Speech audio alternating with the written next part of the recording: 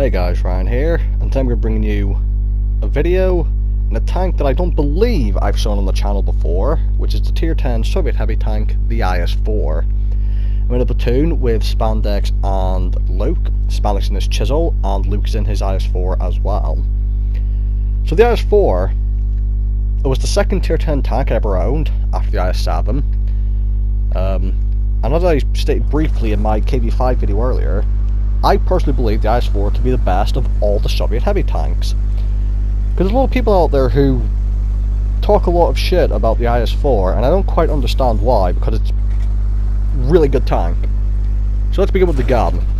122mm with 440 alpha damage.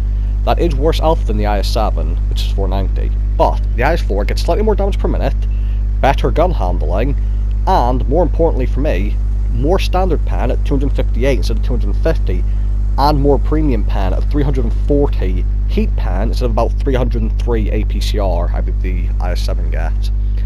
Now APCR is good if you want to like the extra shell velocity and for shooting through tracks and spaced armor and whatnot, but later in this game you will see an example where the heat comes in handy over an APCR shell, for example.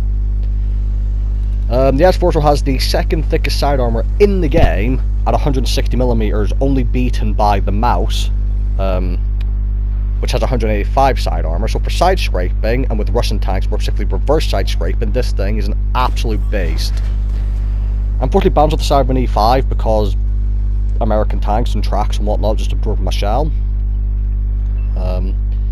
Going back to this tank, it does have an overmatch point on the roof of the turret, like an IS3, but just like when I play an IS3, I hardly ever, if ever, get penned through the overmatch point. It's quite strange. I will shoot IS4s through it, but when I'm playing the IS4, hardly anyone ever shoots me through it.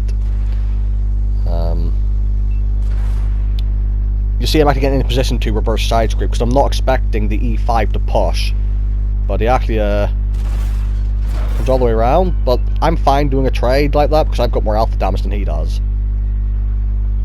He actually turned around now because he wants to go fight that heavy tank that clipped them out. I'm going to get one more shot into him, and then I'm going to start moving back to that rubble that I was at beforehand.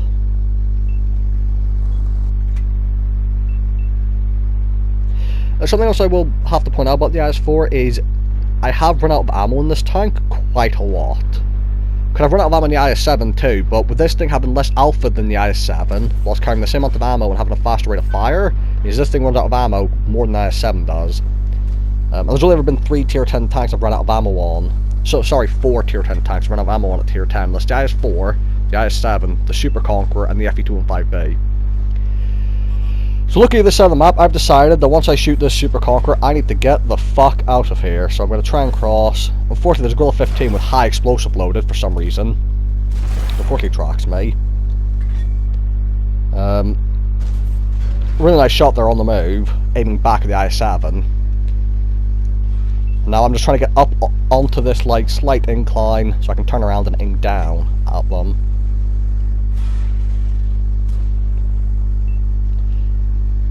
So, again, I wanted to brawl and stay up close and personal, but I think if I had done, I was probably going to die. So as much as I didn't want to move, it was for the good of like the team that I did. Super Conqueror comes around, I get one shot into him, and you're going to see I'm going to wedge my tank up slightly whilst I'm trying to hide my lower plate. But I can still see his lower plate. So I get a shot in, and he decides to push for me. So what you're going to see is, as I'm wedged up, as I see him aiming at my lower plate, I'm going to drive backwards. I'm quite aiming at my lower plate when I was wedged up. When I backed down, it meant my tank dropped, and his shell hit my upper plate to the lower plate. So the IS4 can really block some damage if you know how to angle it correctly. Here you go, what's this? I bounce off the turret of a Super Conqueror. That's because like the top of Super Conqueror and the Conqueror have like auto ricochet zones, which AP and APCR struggle with, but heat deals with angles a lot better than AP and APCR does. When I load a heat shell, it's a lot easier to pen through it. If I was an IS7, even the APCR shell would have struggled to pen that if I didn't hit a specific point. So that's one of the examples where having the heat instead of APCR of an IS7 comes in handy. So now it's me and Luke down here on our IS4 versus an IS7, a chieftain. I think there's like a 2798 on his way over. Unfortunately, I just hit the spaced armor on the IS-7 there. And again, you're going to see I don't really want to push any further down than where I'm at the moment, because I know there's a Badger at the back. And I don't want to be caught out of position in the open, surrounded with a Badger. So, I'm trying to stay to an advantageous position. Which again, it's quite slow gameplay, which for me is quite hard for me to do, because most of the time I just get bored and I push in and die. But as you can see, if you look at the top of the screen, this is still a fairly close game, so I don't want to throw it by me just pushing in and dying.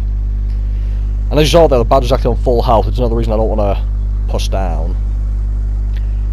Now Luke has started retreating to join me, and we're going to try and hold up here.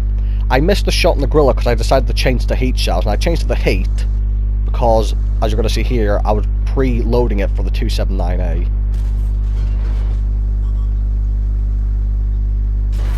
Chieftain pans me, and as I said, I probably would have been able to shoot at the Gorilla 15 had I not changed from AP to heat, but at the same time, there's no guarantee I would have hit him. Bounce 279A, Luke takes a shot from the Chieftain. I see I'm backing up because I'm wary of the Chieftain's 10 degrees of gun depression. Unfortunately, the Gorilla 15 gets Luke, and I don't get the Gorilla 15. However, Luke's death is not in vain, as I'm going to use this tank for cover. And Luke's IS4 corpse here is actually going to prove very useful indeed for me. Bounce to Gorilla 15, and unfortunately, even though I'm aiming at his side, the shot actually hits the back of the 279 at such an angle that it bounces. That was a bit of a shame, but not too big a deal. And now I'm trying to hide my turret and lower plate behind this tank. Now the thing about the IS4 as well is that the turret of the IS4 is amazing if you can avoid getting shot in the overmatch point, and also the lower plate of the IS4 can bounce shells, because if you look at the lower plate of the IS4, it has two pieces of tracks which count as spaced armor on the lower plate as I finish off the IS7. So yeah, the IS4, really good armor, a very nice gun, better than the IS7 gun anyway, and I would say better than the 705A gun as well. The 277 probably is a better gun than the IS4, I would say, but apart from that, IS4's got the best gun, the best side armor for side scraping, because it's got the thickest side armor, the very nice premium shells, and it's not as slow as you might think for such a well-armoured tank, like all-round well-armoured tank.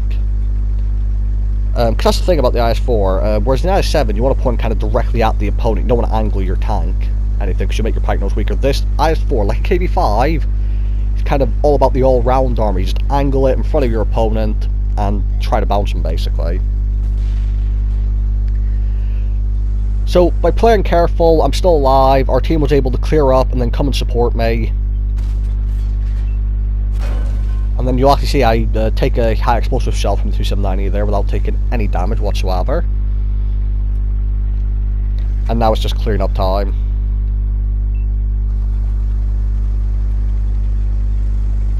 So yeah, please feel free to let me know in the comments below what you think of the Soviet heavy tanks if you've played them, because I think the IS-4 gets a bit of a bad reputation, because maybe I'm the only one, but like, I do hear lots of people saying the IS-4 is a bad tank.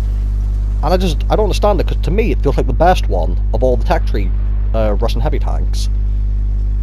So it'd be interesting to know what anyone else thinks about the IS-4. Do you love it? Do you hate it? Please feel free to let me know. So the game finishes, and as we get into the post-game results screen, you will see that I actually make 113,000 silver due to ops, 5,700 damage, 3 kills, and I do get a steel wall for 2,000 block. That's a very weak steel wall in IS4. You can definitely get some pretty crazy steel walls in the IS4. So, the IS4, a tank I hope to bring you more videos of, because I really do enjoy playing it. Thank you guys for watching. I hope you guys enjoyed the video, and I'll see you all in the next one.